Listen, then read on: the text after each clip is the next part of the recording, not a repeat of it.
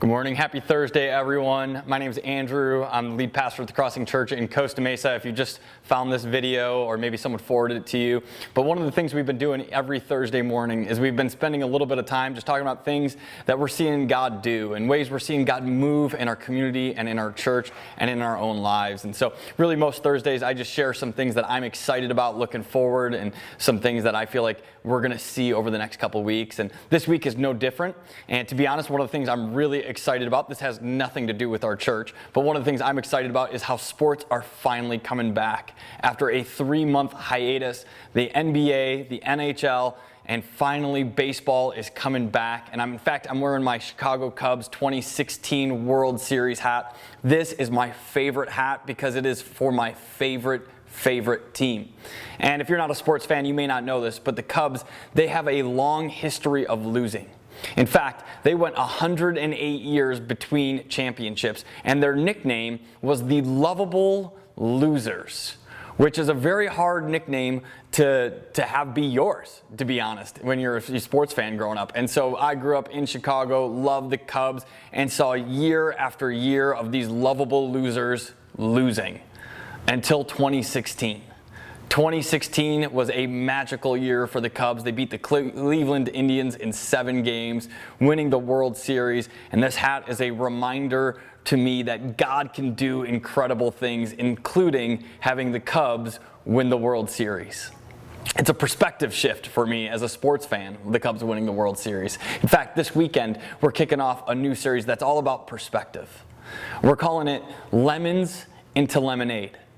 And one of the things I love about this series and why I think it's such a timely series for our church is that, 2020 is a year it feels like a lot of us have been handed lemons. Nothing has gone the way we've anticipated. And yet, here's what I believe. I believe God is up to something. I believe God is going to take the difficulties and the challenges, the lemons we've been handed, and He's going to turn them into something great. That we're going to make lemonade this year. And so this series is going to be a can't miss series. I hope you'll join us this weekend as we kick it off. But I want to share a few things that seemed like difficulties for me or for our church and ways that we're even seeing God move. In fact, 2 weeks ago, we started having on-campus services again. We still are doing our great online content every weekend, but we started inviting people back on campus. And to be honest, I didn't know how things would go. We have people wearing masks and social distancing. And this week, we're no longer allowed to sing, because of the spread of COVID. And here's what I'm seeing. I'm seeing, in spite of all of these challenges, God is still up to something. God is still moving in incredible ways. In fact, last Thursday, I shared that over 10% of the people who showed up last weekend were brand new to our church. And this weekend, we saw it again. We saw brand new people show up again. In fact, there's one story from the last 2 weeks that I want to share with you about a couple who showed up for the first time. Last weekend, they showed up. It was their very first time at our church. And they came, and I chatted with them afterwards for a few minutes, and they left. And then this week, they came back again, 4th of July weekend. This week, at the end of the service, I was chatting with them again, and they started telling me about how next week, so this weekend, that they were going to bring a couple of friends with them. And I thought, how cool is it? In this season where it seems like being part of a church is so difficult because of all the restrictions, that we're still seeing God turn things into lemonade, that we're still seeing people invite and get excited, that they are experiencing God for the first time, and they want to share that with people that they're close to. I just love hearing stories like that at our church. In fact, one of the practices I've been doing over the last couple of months, and this is something I want to ask you to start doing with me as well, is since we've been in this shelter in place over the last few months, I bought this little journal here that I carry with me now everywhere I go. And one of the things I do is at the end of almost every day, I get it out, after I put my kids to bed, and I turn to the new blank page, and I start writing down little things that I am thankful for that I'm seeing God do in our church, or in our family, or in my own personal life. Just real little things that often I would just blow right past.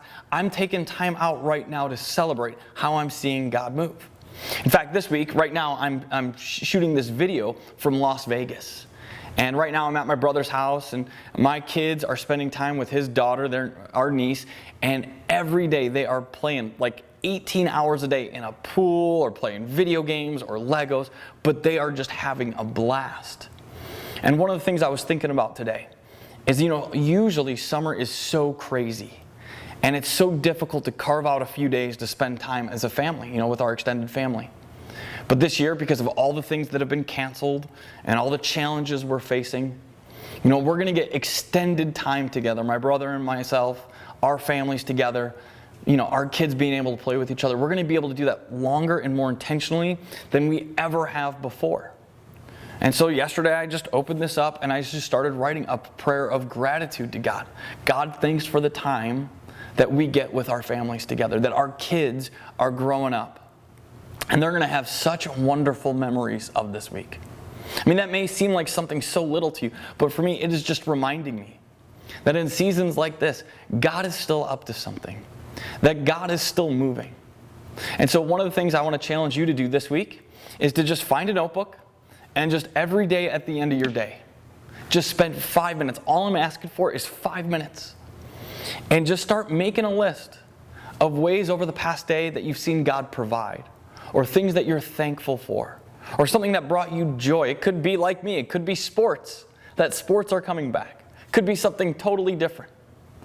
But whatever it is, just take 5 minutes and see how your perspective starts to shift. And you begin to see how, yes, there is difficulty. Yes, there is hardship. Yes, there are things that we would never wish on anyone happening in our lives today. And yet God is still here. And He is still present and still working. In fact, one of the verses I wrote down in here, it's Psalm 46. It starts at verse 1. I'm going to read Psalm 46, 1 through 3. And here's what it says. It says, God is our refuge and strength, an ever-present help in trouble. Therefore, we will not fear. Though the earth give way and the mountains fall into the heart of the sea, though its waters roar and foam and the mountains quake with their surging. Here's what the psalmist is saying. He's saying there's going to be moments where it feels like our whole world is falling apart. And that's what it feels like for many of us this year. But he's saying even when the foundation of this world is shaky, even when we don't know what tomorrow brings, we do not have to fear, because there is a God who is our refuge and strength, and ever-present help in trouble. And so today, we can choose the perspective we have. We can look at the hand we've been dealt this year. Or we can live out of a place of faith, believing that there is a God who is our refuge and a strength. And so join me this Thursday night, just before you go to bed. Spend 5 minutes. Make a list of ways you're seeing God move. And then join us this weekend as we kick off a brand new series. Invite some friends, invite some coworkers, share the videos, and see what God has in store for us as we enter these summer months. Thanks so much, everyone. Enjoy your Thursday, and I can't wait to see you this weekend. Take care, everyone.